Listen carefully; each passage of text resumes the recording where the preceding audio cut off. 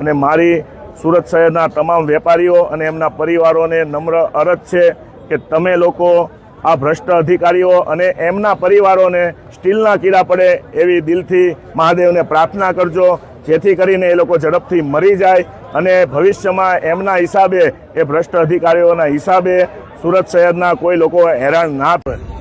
7/7/2026 રોજ સુરત શહેરમાં જે વિનાશક સ્થિતિ ઊભી થઈ છે પાણીના હિસાબે, અને હું ખુદ મારી પર્સનલ વાત કરું, મારા ઘણા વિડીયો ગઈકાલે મીડિયામાં વાયરલ થયા હતા, બરાબર, અને ઉગ્રતામાં મેં ઘણું બધું કીધું છે અને હજુ ભાઈ હું કેસ કામ નહીં થાય તો, પણ આજે મારા માટે ખુશીની વાત છે કે ગુજરાત રાજ્યના ગૃહમંત્રી અને ગુજરાત રાજ્યના ડેપ્યુટી સીએમ સાહેબ મારી ઓફિસની મુલાકાતે અને મારા કોમ્પ્લેક્સના અને મારા આજુબાજુના વિસ્તારના મુલાકાતે આવેલા છે, અને ખરેખર એમણે દિલથી અમને લોકોને અમારી દરેક વાત સાંભળી છે. આજે સત્ય છે એ કહું છું, બરાબર, કોઈ આમાં વખાણ કરવા વાળી વાત નથી. ઘણા લોકો પાસે એવી બી કોમેન્ટ કરશે કે તું તો કાલે આમ કહેતો હતો, આજે તો ઘૂસી ગયો.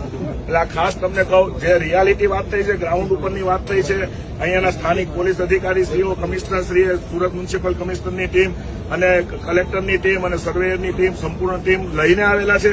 કોઈ ખાલી વિડીયોગ્રાફી કરવા માટે કે ફાંકા ફોજદારી કરવા માટે સાહેબ નથી આવ્યો. આ રિયાલિટી છે. આવતીકાલે અમારી જોડે વેપારી જોડે સંકલન કરીને કલેક્ટર ઓફિસર સાહેબે મિટિંગ પણ રાખેલી છે. સાહેબનો ખૂબ ખૂબ આભાર માનું છું, દિલથી આભાર માનું છું સાહેબ. એટલે ખરેખર સાહેબે આજે જે ગ્રાઉન્ડ પર કામ કરેલું છે, આવું ભૂતકાળમાં પણ નથી થયું. આ સત્ય હકીકત છે, કારણ કે હું તાજનો સાક્ષી છું. સુરત મારી કર્મભૂમિ ને જન્મભૂમિ છે. ખૂબ ખૂબ આભાર ફરી એકવાર સાહેબ. Thank you.